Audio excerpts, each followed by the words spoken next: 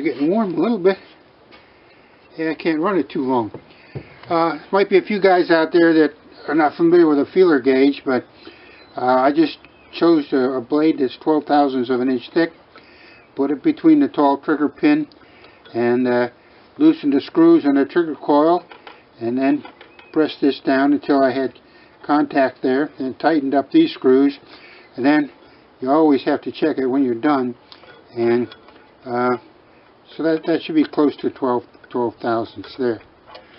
Okay, I hope this starts okay because it started so good before.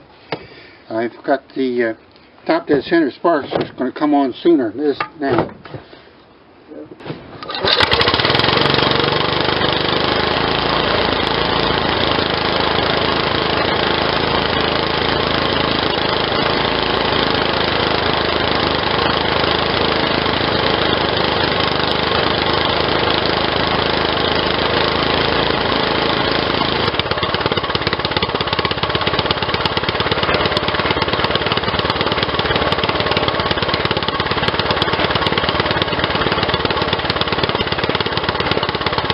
Well, when I slowed the engine down, the sparks seemed much more stable, but it looked like it was still jumping around a little bit up at the higher RPMs. And the engine starts pretty good though. So I'm probably going to have to make this air gap for the trigger pin less than what it is.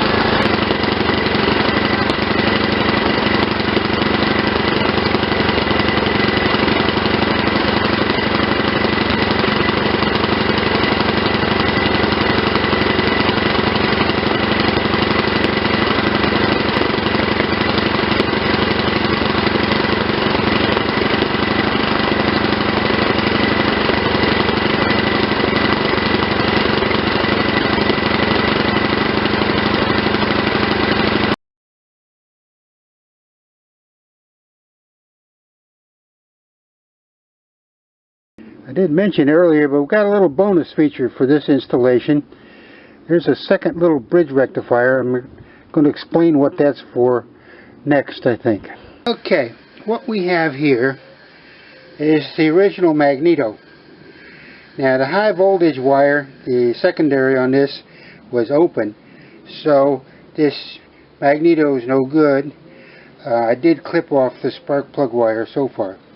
But maybe it is good for something other than making sparks. So I have a 1942 Onan W3M generator. The Magneto went out on that, and I used the primary winding to charge the battery. And it did such a good job that one day I went to shut the engine down and disconnected the battery, and the thing kept running. It took me a long time to figure out what in the world was going on. But what I'm going to do here is a little bit of an experiment, is use the heavy gauge primary winding of this old Magneto to go to that bridge rectifier that I pointed out where we came from, and put out a positive voltage that we can use for charging the battery.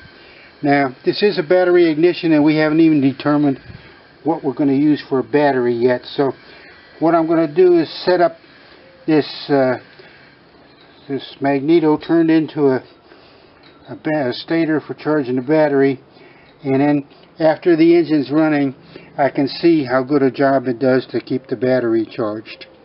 What I'm going to do is put blue wire on here. I disconnected this from ground. I'll put a blue wire on there, and I'll use the existing wire going to the points for the other side to give me the AC output for this coil, so for the old Magneto.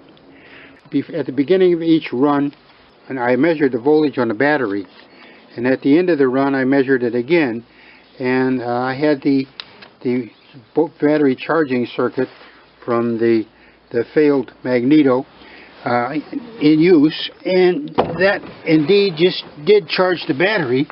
And at the end of each run, it left me a little bit of a higher battery than when I started. The GM LS2 coil draws an extremely low current. It's only drawn about 50 milliamps. So I was surprised at that. And with that low of a current draw, we need a 12 volt battery, but it doesn't have to be very big.